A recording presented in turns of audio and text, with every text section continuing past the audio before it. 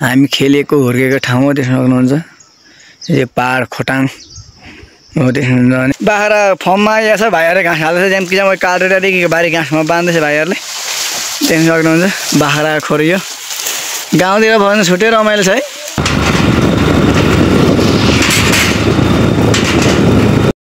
ल साथीहरु तपाईलाई स्वागत छ आजको यो मेरो ब्लगमा है। धेरै दिनपछि म ब्लग बनाउँदैछु किनभने म हुर्केको म जन्मेको ठाउँ आइसकेको छु। मेरो घर देख्न सक्नुहुन्छ है। यहाँ देख्नुहुन्छ घर यो पहाडको घर तपाईले थाहा पाइसक्नु होला कस्तो हो भनेर है। अनि देख्नुहुन्छ है यतातिर खेलेको यतातिर हैन हुर्केको ठाउँ। अहिले चाहिँ घारी पुरै बाघ छिर्ने घारी भइसकेको छ। देख्नुहुन्छ पछाडी जंगल छ है। अहिले कोदो रोप्ने मकै रोप्ने ठाउँ यस्तो भइसकेको छ है। र पछाडी पाखा देख्नुहुन्छ है भिर खतरा छ हैन। यो पछाडीको चाहिँ पल्लो डाँडा चाहिँ धर्चुङ डाँडा हुन्छ। हामी चाहिँ हिँडेर यो पछाडी देख्नुभएको छ नि यो डाँडा चाहिँ उता कटेर हामी स्कुल जान्थ्यौँ। अहिले पनि जान्छ। अहिले चाहिँ हामी कहाँ छौँ भने आफ्नै यहाँनिर हुर्केको ठाउँमा आइसकेका छौँ साथीहरु है। माउलो घर आइपुग्यो।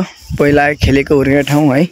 दुःख गरेको ठाउँ देख्नुहुन्छ पछाडी यो चाहिँ माउलो घर हो भने पहिलाको बारीहरू देख्दाखेरि कस्तो याद आयो है। ल मैले चाहिँ आफू जन्मेको माउलो घरबाटै आज भिडियो सुरु गरेको छु। पाहाडी भेट देख्न सक्नुहुन्छ चट्ट लगाएर हैन तलतिर।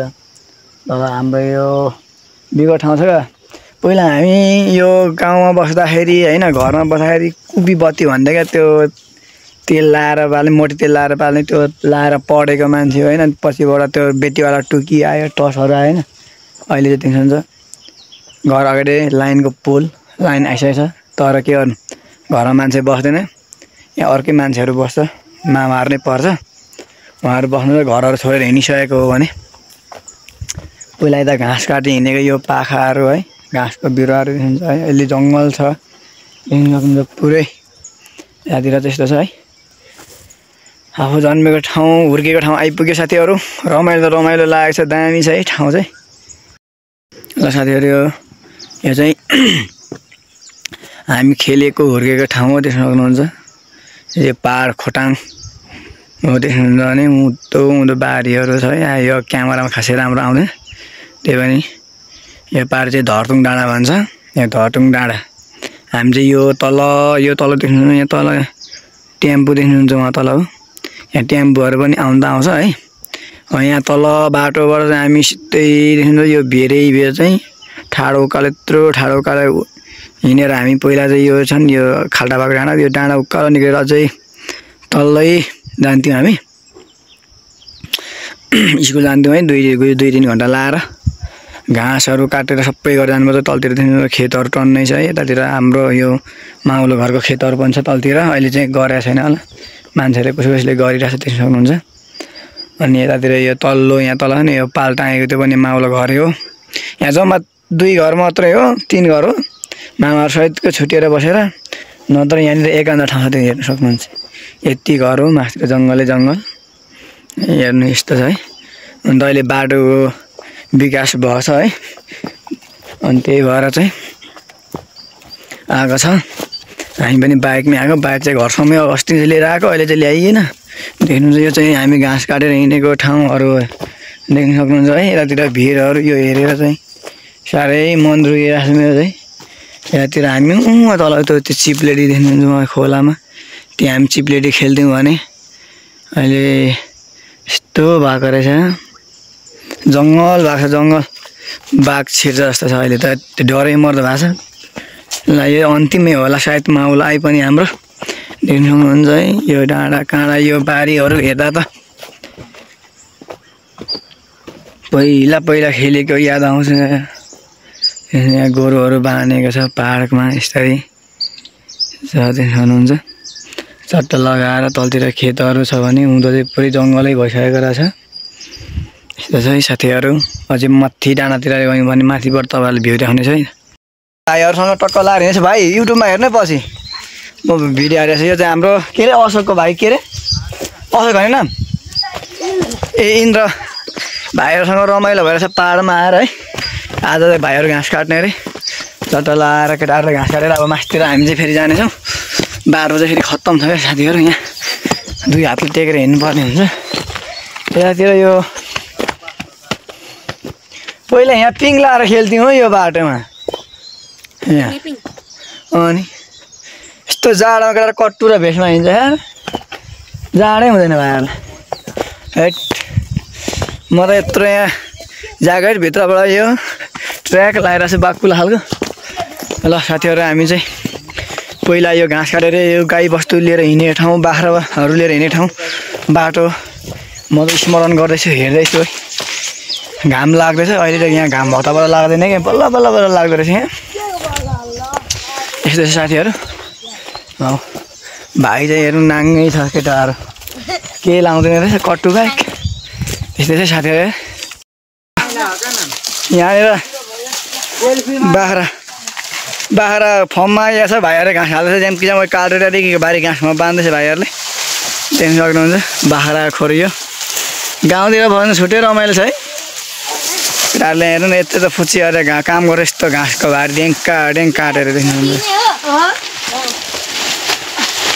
धेरै बोक्नु नखाने साइनाले धेरै घाँस बोक्दैन रहेछ बाख्रा पनि टन्नै छ है तर लाएर केटाहरूले घाँस हाल्दैछ मारो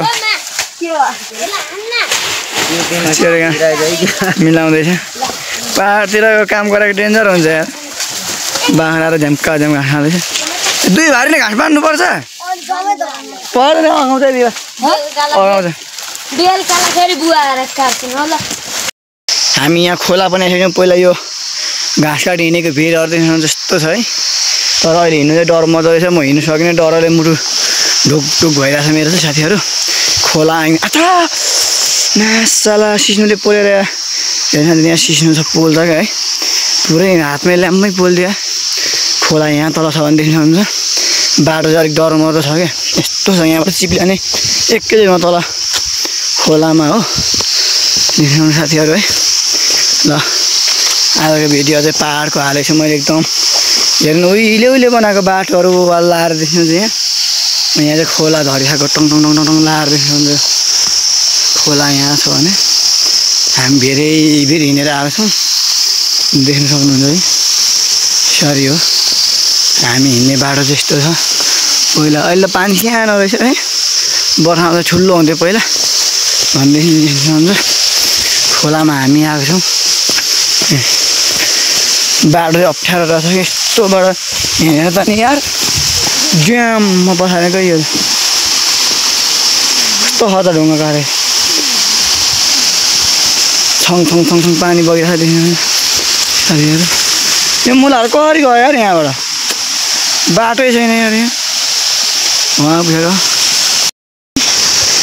हामी चाहिँ पुरा यस्तो उमागिसकेका छौँ खतरा चिसो हावा चलिरहेको छ साथीहरू खोला बगिरहेको छ यो पाहाडको खोला यस्तो छ भिड कत्रो छ त्यो साथीहरू देख्नु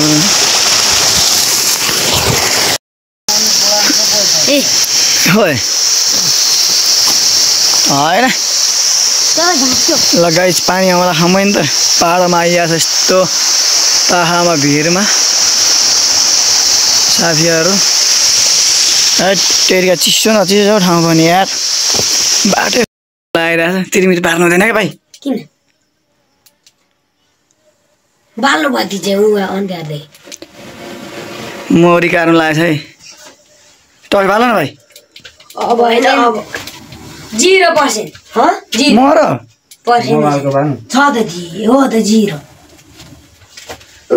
पर्सेन्ट धुवा आयो त खोल न ए हेर त हुँदैन है ए मार्ला बिचको छोटो मच बत्ती बाल्नु त्यसको मजाले देखाइदिनु अलिक माल बनाएन भने चाहिँ लुडो भएन त्यो झुम्रो हुँदैन है झुम्रो भएन क्या छोराले मुला टोकाउने मे बच गया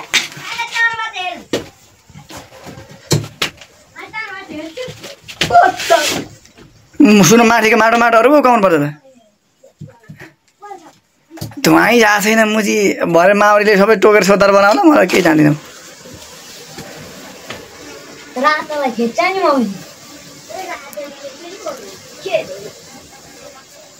त्यो धुवाइ भएन मुजी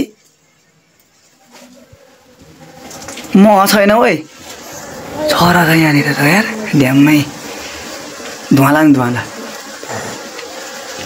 जस्तो लाग्यो मलाई त मौरी काटेर सिकाइदिएर रोक्नुहुन्छ पाहाडको ढोल ढोल तान्त एउटा हातले कुटै कुट भइसकेको रहेको यहाँ लगान यहाँ चाहिँ टोक्ने भयो यार नहल्लिनु धुवाला धुवाला धुवाला हातमा बस्यो माछी तान्नु भयो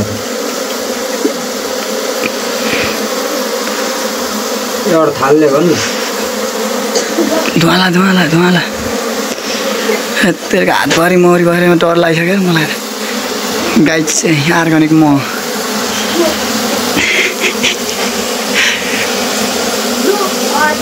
चढाउनु पो पर्यो त होइन यो त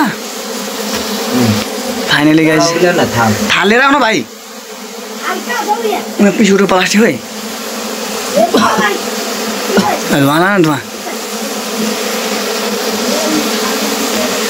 अहिले नकाट न उकेर थालेर आऊ न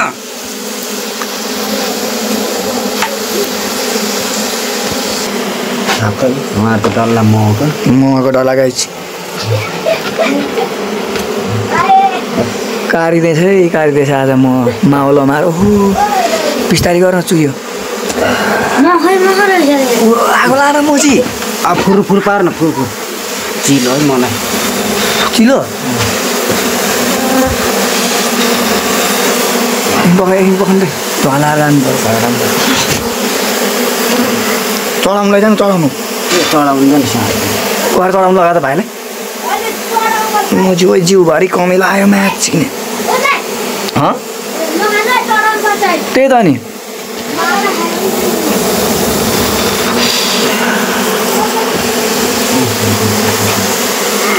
पोखरी मुजी कमिला मुजी फेरि सुरुमा हर हर पढाउनु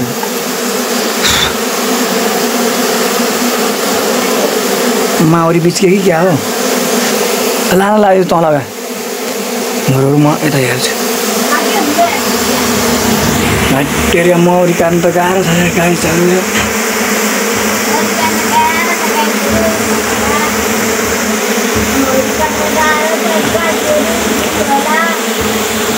धुवाला धुवाला धुवाला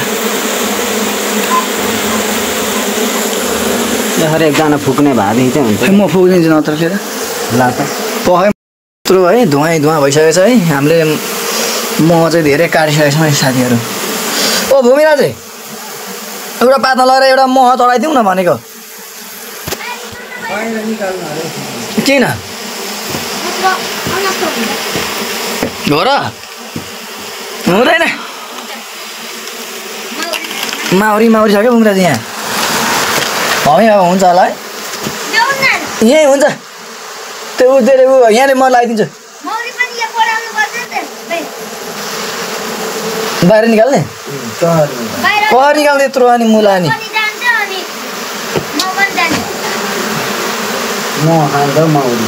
यहाँ उखेर लगाइदिउँ न सुरुमा घाप चाहिँ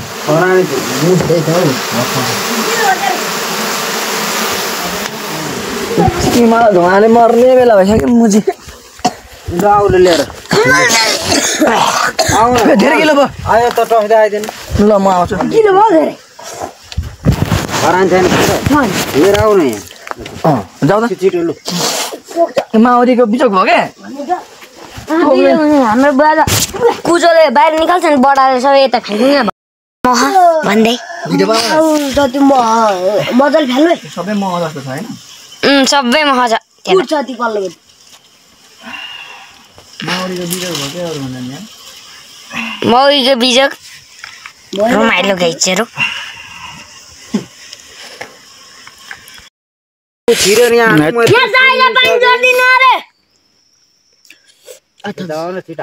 जाऊ त काट्न जानुपर्छ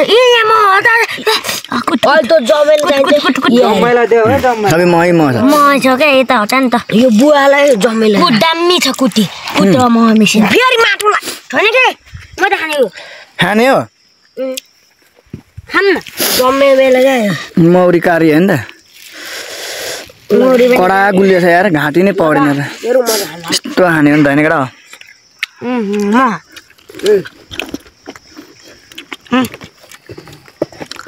यो अब बाट्दैन नि दारु मौरी सबै मजा कहाँबाट थियो खाना टक्ने यहाँ पलासीमा लाग्नु पर्छ ल त्यही त नि बट्टा छैन माथि मौरी छ अस्ति भर्खर हेरेको म बोकेर हिँड्ने हुँदैछ अहिले त भरियो होला